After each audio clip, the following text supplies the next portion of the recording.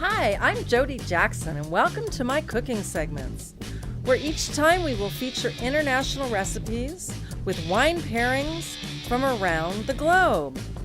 Today I'm at my favorite kitchen set at Snyder Diamond here in Santa Monica, where they showcase top-of-the-line Wolf ranges, ovens, and sub-zero refrigerators.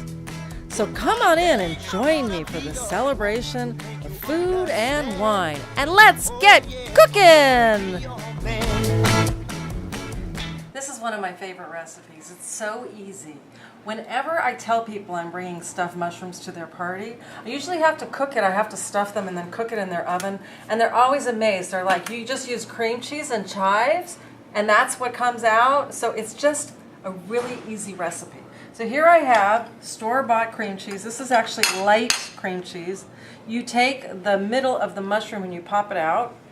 You can use that for a later dish. You can use it for a soup. You can use it for just about anything. But you're basically just taking these mushrooms and you're putting cream cheese in the center of all of them. You're kind of flattening it out a little bit. What happens is the mushroom cooks and it gets really juicy. It's like as the mushroom cooks, they get very juicy, and then the cream cheese melts inside of it. So you've got this wonderful texture of a nice juicy mushroom with cream cheese. And then I'm going to top it with some chives. Sometimes I chop it with bacon, or I could chop it with a little bit of turkey bacon or ham. But, you know, whatever you do, it really, or you could just put Parmesan on top of it. But basically, whatever you do, it just adds like an extra little punch because you've already got those two simple ingredients, like I said. The mushroom gets juicy when it cooks, and the cream cheese just gets all nice and creamy and adds a wonderful flavor. So I'm just stuffing these. The mushrooms tend to fall apart sometimes. You just take the little mushroom and stick it right back in there because when it gets in the oven, it'll kind of bind. And just a couple more. And you can see that the chives are kind of already getting caught up in it, which is fine. And I'm just going to put some chives on each one. Chives will add a nice little oniony flavor with the cream cheese. And then once that's done, you could put Parmesan. You could put, I'm going to put a little bit of Himalayan salt. I'm going to put a little bit of nutmeg. And I'm going to put some ground pepper. So here's this is Himalayan smoked salt. You just need a drop of this because it is very potent. And then this is a little nutmeg grinder. I'm going to grind some. The nutmeg goes really, really well with the cream cheese. It once again adds like just a nice little smoky kind of punch to it.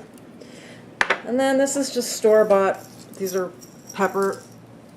I like a good pepper mill, so I'm just going to put a little bit of pepper on each one. Now I'm making a little bit. You for a party, of course, you could increase this recipe by, 5 times. So I'm just making a few of them just to show you. Fabulous Wolf oven. The broiler is on. And hopefully they shouldn't take more than like 10 or 15 minutes.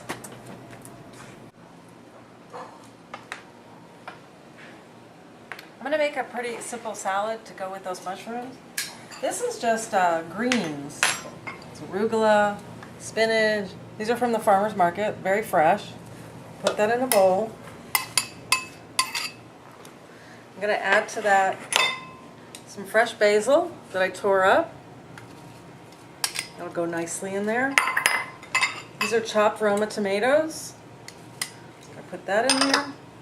This is corn, right off the cob, fresh from the farmer's market, not cooked, it's raw.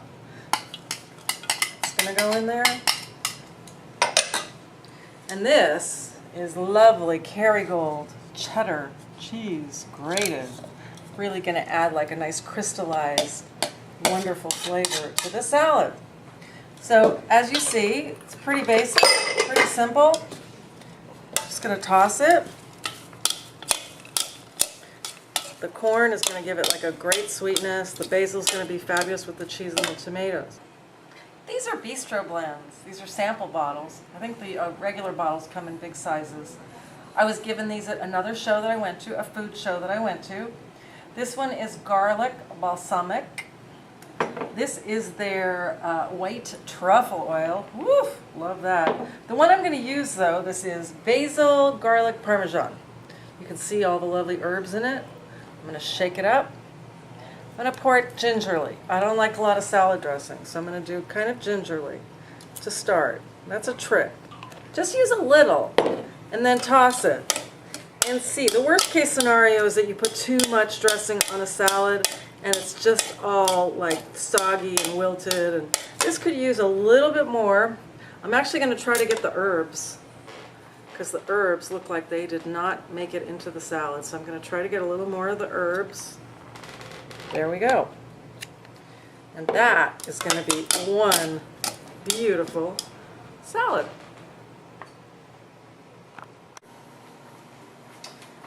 They came out delicious. Look at that. Wow. So I'm going to plate this. I'm going to do a couple mushrooms.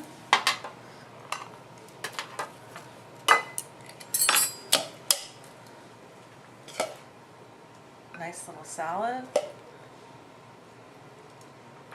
I'm actually going to try 2 different wines for this because I think the mushrooms need a red. This is a Pinot.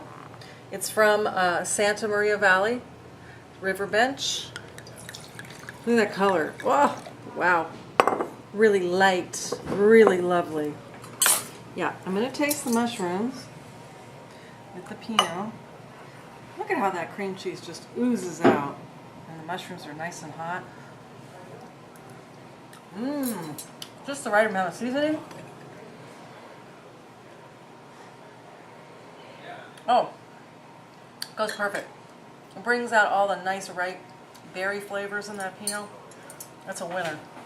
And then for the salad, this is from Santa Ynez Valley. This is Collier. And I picked the dry Riesling. I just thought it would go good with the salad because it kind of picks up the corn flavor. And I don't know, I'm not usually very off when I'm doing my wine pairing. So let's see about this one. You've got the basil and the creamy salad and the corn. Mmm, wow. So fresh, so perfect. And the Bistro Blends dressing is so yummy. Oh yeah, see, this is light. You wouldn't want to go to a real heavy wine and then mix that with a Riesling. So they're actually a perfect balance. This, my friend, is a good starter.